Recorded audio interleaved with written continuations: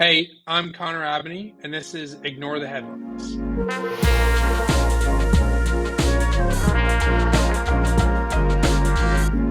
Connor, thank you for joining my podcast. I Happy to. appreciate you. Yeah. Um, Please state your full name and your date of birth and your social security number. Okay, ready? Give people a background on what you've done historically, and then follow that Yeah. up with what you're focused on now. Yeah. Uh, Started super young. Finance been my passion. Always been obsessed with it.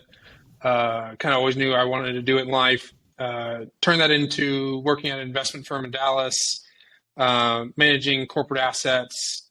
Then worked there for several years, realized, okay, it was fun, needed to do something else. Went and worked for myself for a while, raised money for businesses, kind of ended up being a little bit of a dud, but met people, was fun. Uh, Turned that into into a small business that I started doing some consulting with. They're doing about 5 million revenue, needed pretty much everything from a financial standpoint, mom and pop type of business. Uh, just didn't have any sort of financial controls, infrastructure, planning, forecasting, budget, all the things that you would want as a business was kind of growing and scaling, uh, and really just focused on trying to get them in a position to get sold, grow, and build more of a kind of financial infrastructure.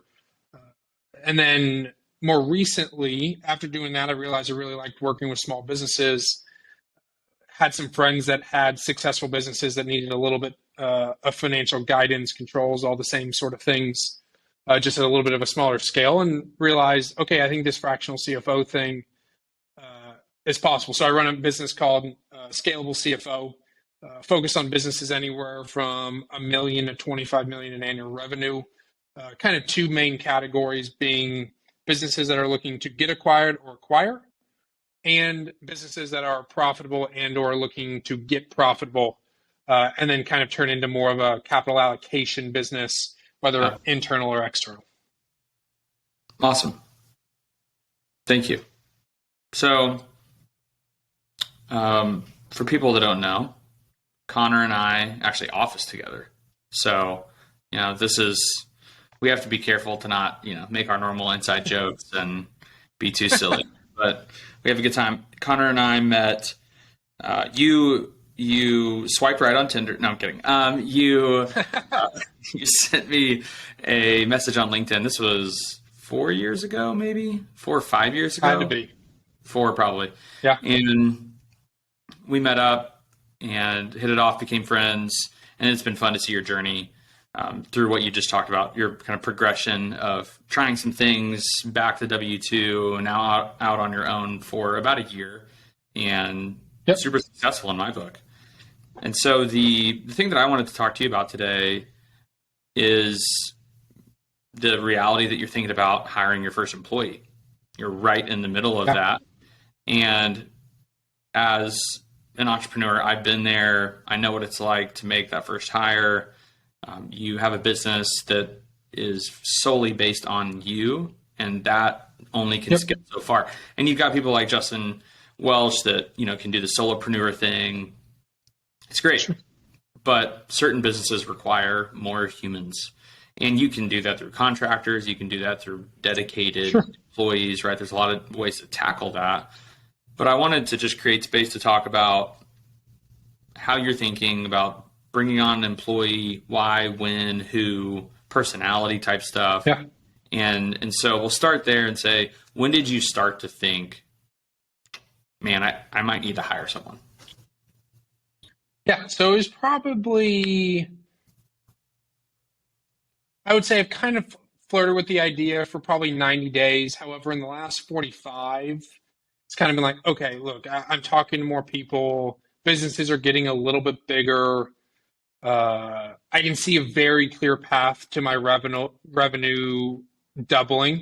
And Yeah. it's like, look, it's just not sustainable at the current stage. So it's kind of thinking, okay, what are the kind of the key things that don't need to be me? And that's kind of what is kind of saying, okay, Connor, it's time to start thinking about how I actually double revenue versus just like talk to more people and get more sales in the door of how do I keep the quality high, being Right. that my business based on 80% referrals, like I've got to keep the quality high. Otherwise the whole like ecosystem stops working. Yeah. Do you think that you could white knuckle it and the quality could dip a little, but you could double it from here? Yeah, probably. I think if I did a little bit of systems, as in got some things a little bit more templated behind the scenes, Right. a little bit more of like, hey, here are the deliverables, here are the things that are outside of my scope. I don't know if I could get to a double, but I bet I could add 50 to 60%. Just like if I want to grind it out, I definitely think I could. If I was just like, my whole goal is to build a fractional CFO business, get cash flow as high as positive, Yeah. as high as possible, and not have any other businesses or ideas or things that I work on. Yeah, I think it would be doable. But then your churn probably starts to creep up because eventually Yeah. people are going to feel the quality dip a little bit. And the other thing that, you know me, I never travel for work. At least I try not to. You're out here, you're going to clients, you're flying up to Colorado. I mean, Yeah. I've been impressed by that, but that doesn't scale at a certain point, and it especially does not scale if the whole business is on you. Yeah, no, it doesn't. And I will say the times that I get behind are kind of varied two things, or focus on two things. Whenever I travel and or whenever I have one really large client deliverable that's sucking up a bunch of time Right. is when things get behind, even if it's just like, I just need to put things into this format, right? It's just like, okay, at 8 o'clock when I'm done, I really don't want to stare at more Excel. Right. And Are you sure? like I said, Because I think you're a pretty disgusting human. Like you love Excel, so I don't know if you can get enough of it. yeah, I thought the same thing until I started to do what I do, and All now right, I fair enough. really Yeah. Okay. but yeah, I think there is this like, yeah, I definitely have the option to probably add 2 or 3 more clients without anybody and still make a comfortable living, still have fun, keep it all in house, control all of it. But with things taking off quicker than I expected, I go, look, there's just a bigger market here than I originally thought. If I had one person or maybe 2 people, but keep the kind of face me, I Yeah. think I may have some months where I make a little bit less, but ultimately the market gets bigger because I really can double, if not 150% type revenue from here. But I think that would kind of be like the true max if I wanted to keep it as me as the focus. So, who do you think that person is?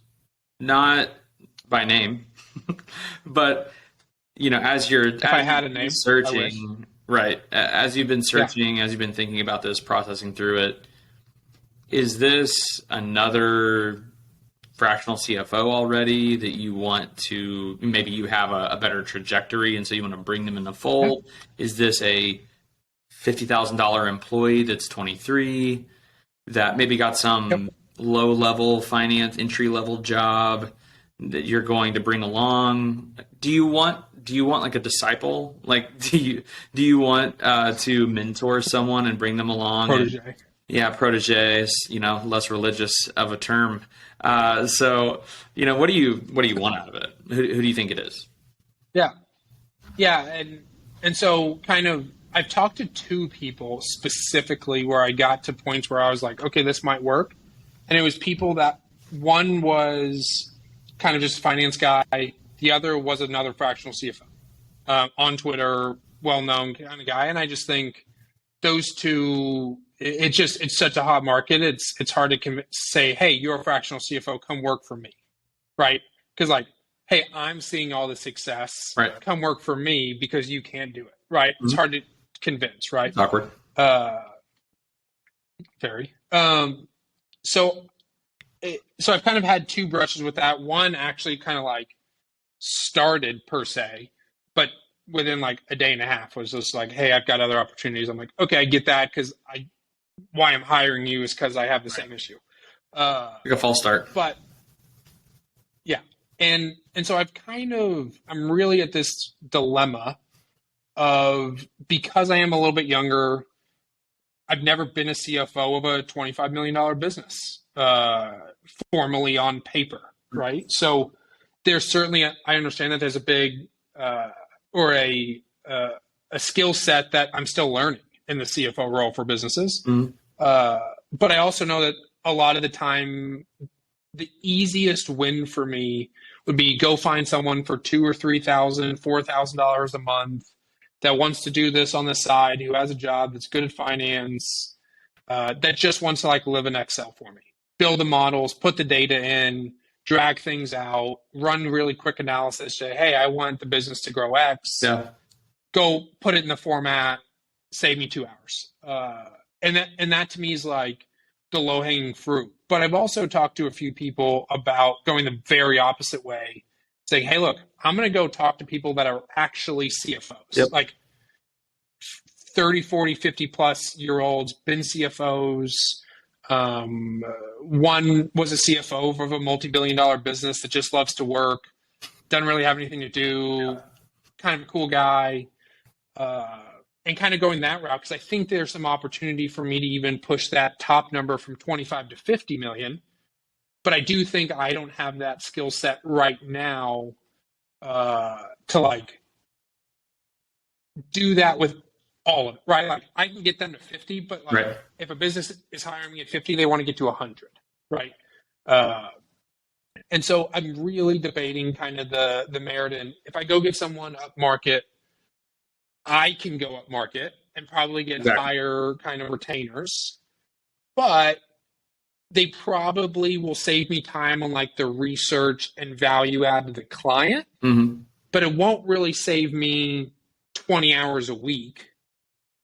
Or I am like, okay, maybe there's a mix, right? Maybe I do go get someone more senior that's more of like, I call them an active advisor or an actively involved advisor, uh, or or someone that's a $2,000-3,000 a month, and try and build a little bit more of a team that all works together. And I will say I'm really stuck because I I see both as very good options, and Mm-hmm. I don't know if I'm, because doing both at the same time would really kind of hurt my monthly cash flow, which is okay, but it becomes a real big investment, Yeah. where I'm spending 5 or 10 grand a month, maybe, uh, and and that's obviously scary.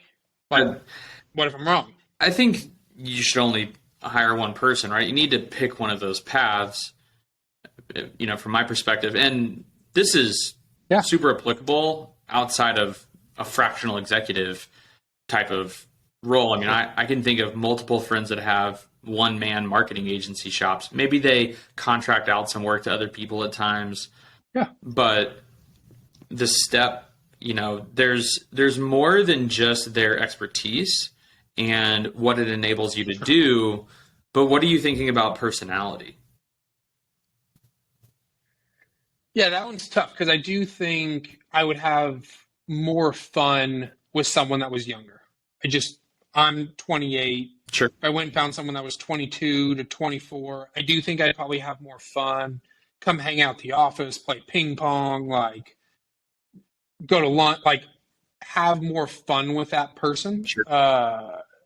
And I think there's a big opportunity there because, like, even if I go hire this person, I'm still going to hit capacity at some point. Yep. So, like, I've even flirted with the idea of like going and finding someone 22, helping that, getting them to help me build, and then really like building them a business, right? Like, because it's like if I hit capacity, I'll just say, hey, why don't you take some of your own on the small ones, Yeah. and build up that. But from a strictly personality standpoint, I think going up market's harder. Obviously, a little bit more stiff, a little bit more like, hey, this is the only way to do it, set in their ways type of thing. And I try really hard to be against that. So, like, from a personality standpoint, it would have to go with someone younger that can be a little bit more young and hungry. Like, I want a taste of entrepreneurship. Sure. Because I just think, like, look, I mean, you were similar in this for me without like working for you aspect, right? Like, you gave me ideas, you gave me guidance around like how to structure things, and like I'm pretty sure you're the one that came up, your verified scalable CFO, you're like, oh, that's sweet. Like, go with that. Mm-hmm. So like, I just see so much value in working with someone that's 3 to 7 years older than you that I kind of wish I had on a more day-to-day level. Right. That I just think it's like, look, I may not be maximizing my revenue, but there's just a lot of value that I go, you know what? If I find the right person, it just would be fun to help. Yeah. And obviously I get value out of it. So it goes both ways. I think fun is overlooked in business. I mean, there's a responsibility to make money, and if you have a family, you're about to get married. Congratulations. So there's a couple weeks providing for your family and all those things. And at the same time, there's something to be said for having fun and enjoying it. And it's a marathon, not a sprint, all the cliche, phrases I can come up with. So if you think that that path would still be productive and help you grow and would be more fun, I lean that way a little bit versus a more senior exec type. Yeah, and I do think that that's maybe kind of me trying to maximize opportunity, right? Like, you're a maximizer. You want to maximize everything you can. Yep. But I do think there's a little bit of that where I tell people very publicly, like, my goal isn't to be a CFO in 10 years, right? It's just, I kind of tell people very publicly, if I'm a CFO in 10 years, I failed at building what I'm trying to build. Yeah. And so I do think that there's a little bit more of like, okay, if I'm not trying to be the world's best CFO, then maybe it does make sense just to continue to work with someone younger, try and, to your point, focus on the fun, like maybe giving back a little bit, and giving the guidance that would have helped me. And like you said, I think people hire me because I'm young and I'm like them, right? Yes. So because naturally we're going to get along more, right? The guy that was a CFO of a multi-billion-dollar company that's 70, like, he still works like 14 hours a day, but he's just like, am I going to call him to hang out? No. Probably not. Probably not. No. Good. So, well, I think that's a good summary on thinking through that first employee, and maybe you'll come back on and let us know what you ended up doing, in a few months. But all right, so we wrap these episodes with something that I'm going to call entertain the audience. So in case this wasn't a very entertaining podcast, then you get to do the entertaining. And so that means something that you listened to recently, you read, you watched, it could be business or otherwise, entertain me and entertain anyone else that's stuck with us. So what is it? Yeah. So I think there's one, and I didn't know that it happened. So if you follow me on Twitter, I post the books that I read pretty openly. I just give people ideas on what to read. I love to read books. So one of the most fascinating books, and it's not like the most well-written book in the world, I just didn't understand it, was the great Beanie Baby bubble of late 1990. And understanding the guy that ran the business was like out of a movie. I'm frankly surprised a movie hasn't been made about him, probably because he's so private. But let's go Netflix. That book was just, if you want to understand like how manias and bubbles work and bust, it's short, maybe 150 pages. It's a small book, quick read, but it just tells you when people get wrapped up in things, like it's kind of wild. And how he ran it. It just was a fascinating story. Good book. Even if you're not a reader, you could listen to it. You're not looking to read it for the details. But it was just fascinating. And I always wondered why I had so many Beanie Babies. Because I didn't get it. Oh, no. I just didn't. Yeah. And then reading this book, I now know why my house had like 100 of them. It's probably because my mom went and bought them just like everyone I think we had like 3. I don't think we had 100. Yeah. My mom still buys them from time to time. She's like, this is the one that's going to like make you $100,000. I'm like, Mom, I love you so much, but I doubt you're the one that. I hope, but I just. Yeah. But that was just like mind blowing that people can get so obsessed with these little things. So, And, I mean, it's classic. I mean, it just. Yeah, it just you create. It's controlling the narrative around something, controls how people feel about it, regardless if it's true or not. Yeah. And like you'll see, they really didn't limit supply as much as they told the world they did, and when a million people have it, it's like maybe you need to think through that a little bit. But just fascinating to me, super interesting, and just wild because it's really more about telling a story around how people get swept up into things that are just like arbitrary at best. Yeah, it's good. It's a good example. I have not spent much time on that, so I may go dig in. Thank you for joining. I appreciate it. And I'll see you around on a future episode of Ignore the Headlines. Yep. Sounds great. I appreciate you having me, and it was fun. Hopefully this helps. Thank you, sir. See you. See you, man.